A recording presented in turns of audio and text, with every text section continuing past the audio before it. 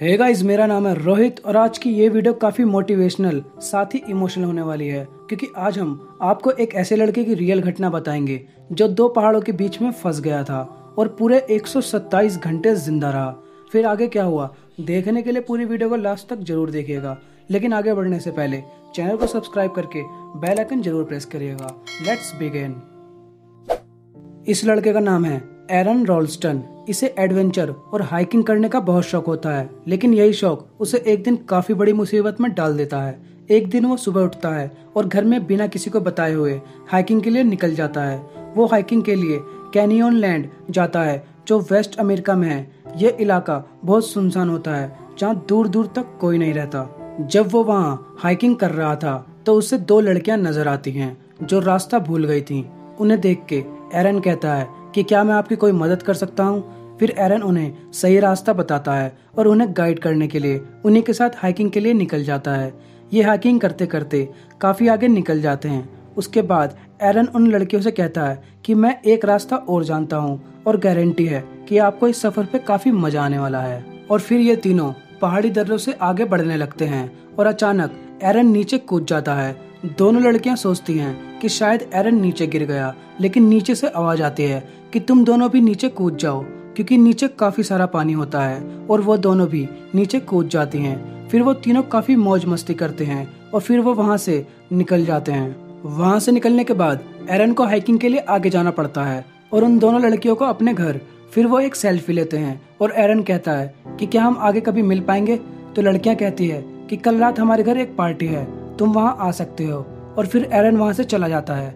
अब एरन काफी खतरनाक रास्तों से होकर जाता है और जब वो एक दर्रे में से नीचे उतरने की कोशिश करता है तो वो एक चट्टान का सहारा लेता है, लेकिन वो पत्थर खिसक जाता है जिसकी वजह से एरन नीचे गिर जाता है और वो पत्थर जिसका एरन ने सहारा लिया था वो उसके हाथ के ऊपर आकर गिर जाता है।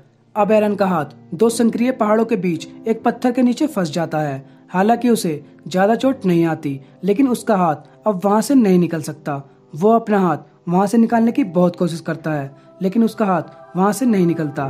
तब वो उन दोनों लड़कियों को जोर जोर से आवाज लगाता है, लेकिन उसकी आवाज वहां से बाहर नहीं जाती क्योंकि वो दो संकरीय पहाड़ों के बीच में फंसा हुआ है और इस वीरान जगह में दूर दूर तक कोई नहीं रहता, जिससे उसकी आवाज कोई नहीं सुनता। उसके बाद वो अपना बैग खोलता है और सारा सामान बाहर निकालता है और सोचता है कि मुझे यहाँ से निकलना ही होगा, क्योंकि वो जानता है कि यहाँ पर कई महीनों तक कोई नहीं आने वाला। जब वो अपने बैग में से सामान निकालता है तो उसे उसमें एक चाकू मिलता है, जिससे वो उस पत्थर को साइड में से तोड़ने की कोशिश करता है, लेकिन वो एक ठोस पत्थर है जिसे कोई फर्क नहीं पड़ता। लेकिन फिर भी एरन लगातार कोशिश करता है और कोशिश करते करते रात हो जाती है। अब भी उसका हाथ वहीं फंसा हुआ है और अब एरन को वहां फंसे 25 घंटे से ज्यादा हो जाते हैं, लेकिन उसे वहां से निकलने का कोई रास्ता नहीं नजर आता। तभी वो अपना कैमरा निकालता है और उसमें रिकॉर्डिंग करता है और कहता है कि मैं पिछले 25 घंटों से यहाँ फंसा हूँ और किसी को नहीं पता कि मैं यहाँ पर हूँ। और वो बताता है कि मेरे पास खाना और पानी भी बहुत कम है और कुछ घंटों के बाद फिर से रात हो जाती है और एरन को भूख लगती है और वो बचा कुचा खाना भी खा लेता है। और तभी उसे याद आता है कि आज रात उन दोनों लड़कियों ने उसे पार्टी में बुलाया था और वो उस पार्टी को इमेजिन करने लगता है और खुद से बातें भी करने लगता है। दरअसल अकेले में ये सब होना बहुत आम बात होती है और उसी समय उसे वो पल भी याद आते हैं जब वो सैटरडे को घर से हाइकिंग के लिए निकल रहा होता है और उसकी मॉम का फोन आता है, लेकिन वो फोन नहीं उठाता। वो सोचता है कि अगर वो फोन उठा लेता और मॉम को बता देता कि मैं हाइकिंग के लिए जा रहा हूँ तो शायद उसकी मॉम उसे यहाँ ढूंढने जरूर आती। अब एरन सुबह उठता है और उसे वहाँ फंसे हुए 72 घंटों से ज्यादा हो जाते हैं। अब वो सुबह उठते ही बैग में पड़ी रस्सी निकालता है और उस पत्थर को बांध के उसे पूरा जोर लगा के उठाने की कोशिश करता है, लेकिन वो पत्थर वहाँ से हिलता तक नहीं। अब उसका पानी भी खत्म हो जाता है। फिर उसे टॉयलेट आता है और वो अपने यूरिन को बोतल में भर लेता है और उसी से काम चलाता है। अब उसके पास खाने के लिए भी कुछ नहीं है, साथ ही वो वहाँ से हिल भी नहीं सकता क्योंकि उसका हाथ अब भी वहीं फंसा हुआ है। अब एरन भूख और प्यास से काफी परेशान होने लगता है और अब वो तय करता है कि वो अपने फंसे हुए हाथ को काटेगा और वो उसी चाकू से अपना हाथ काटना शुरू करता है, लेकिन पत्थर तोड़ने और काटने की वजह से वो चाकू बिल्कुल बेकार हो जाता है, जिससे एरन के हाथ की पतली सी स्किन तक नहीं कटती। और अब एरन थक हार के चुपचाप बैठ जाता है और फिर रात हो जाती है और उसे अपने पिछले दिन काफी याद आते हैं। उसे अपने दोस्त, मोम और अपनी गर्लफ्रेंड की बहुत याद आती है। तभी वहाँ काफी तेज बिजली की आवाज आती है और बहुत तेज बारिश होती है।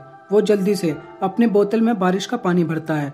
बारिश इतनी तेज होती है कि पानी उन पहाड़ी दर्रों में आना शुरू हो जाता है और पूरी पहाड़ी दर्रा पानी से भर जाता है। और अब एरन पानी में डूबने लगता है। क्योंकि पानी में ग्रेविटी कम होती है, इसलिए हम पानी के अंदर भारी से भारी चीजें उठा सकते हैं।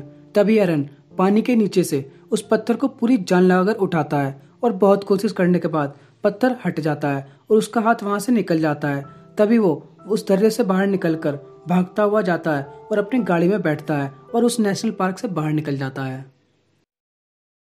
लेकिन दोस्तों, बताते हुए बहुत दुख हो रहा है कि वो बस एक सपना होता है। एरन अब भी वहीं फंसा हुआ है और वो अब जोर जोर से चिल्लाता है। उसे वहां फंसे हुए पूरे 100 घंटे से ज्यादा हो जाते हैं। अगले दिन सुबह उसे एक विजन होता है जिसमें वो अपने फ्यूचर में होने वाले बच्चों के साथ खेल रहा होता है। तभी उसकी आंख खुलती है और एरन में एक अजीब सी आत्मशक्ति आ जाती है और वो अपने हाथ को अपोजिट साइड खींचना शुरू करता है और अपनी हड्डी को वहीं पे तोड़ देता है। फिर पास में रखे चाकू से वो अपने हाथ को तेजी से मार मार के अपना हाथ शरीर से अलग कर देता है। पूरे 127 घंटों के बाद एरन अपना हाथ का बलिदान करके उस पहाड़ी दर्रे से आजाद हो जाता है और तुरंत अपना हाथ को बांधता है और वहां से निकल जाता है। जाते जाते वो अपने कटे हुए हाथ की फोटो भी खींचता है जो अब भी उस पत्थर में फंसा हुआ है। वहां से निकलने के बाद उसे बारिश का जमा हुआ पानी मिलता है और वहां जाकर एरन बहुत सारा पानी पीता है। लेकिन अब भी कैनियनलैंड नेशनल पार्क से निकलना इतना आसान नहीं होता क्योंकि ये इस पीरियड में काफी आगे आ जाता है। इसी तरह 4 घंटे वो अपना कटा हुआ हाथ लेकर वहां से बाहर निकलने की कोशिश करता है और फिर उसे एक परिवार मिलता है जो हाइकिंग के लिए यहाँ आया हुआ होता है। एरन उनके पास भागता हुआ जाता है और वो उसी टाइम सिक्योरिटी को बुलाते हैं और वहाँ एक हेलीकॉप्टर आता है और उसे तुरंत हॉस्पिटल ले जाया जाता है। कुछ ही टाइम बाद एरन बिल्कुल ठीक हो जाता है। लेकिन उसका हाइकिंग का शौक खत्म नहीं होता। वो फिर से अपनी हाइकिंग शुरू कर देता है। लेकिन अब वो जहाँ भी जाता है सबको बता कर जाता है और इसी के साथ ये कहानी खत्म हो जाती है। इन 6 दिनों में एरन ने काफी मुसीबतें झेली। उसने अपना यूरिन तक पिया। जिंदा रहने के लिए उसने हर एक कोशिश की, यहाँ तक कि उसने अपना हाथ तक काट दिया। लेकिन उसने हार नहीं मानी और वो वहाँ से जिंदा बच गया। ये सच्ची घटना घटी थी 26 अप्रैल 2003 को। बता दें कि इस घटना पे एक फिल्म भी बन चुकी है जिसका नाम है 127 हॉर्स। उम्मीद करते हैं इस कहानी से आपको कुछ ना कुछ जरूर सीखने को मिला होगा। अब इस लड़के के लिए एक लाइक तो बनता है। बस आज की वीडियो में इतना ही। मिलते हैं किसी नेक्स्ट वीडियो में। जब तक के लिए जय हिंद।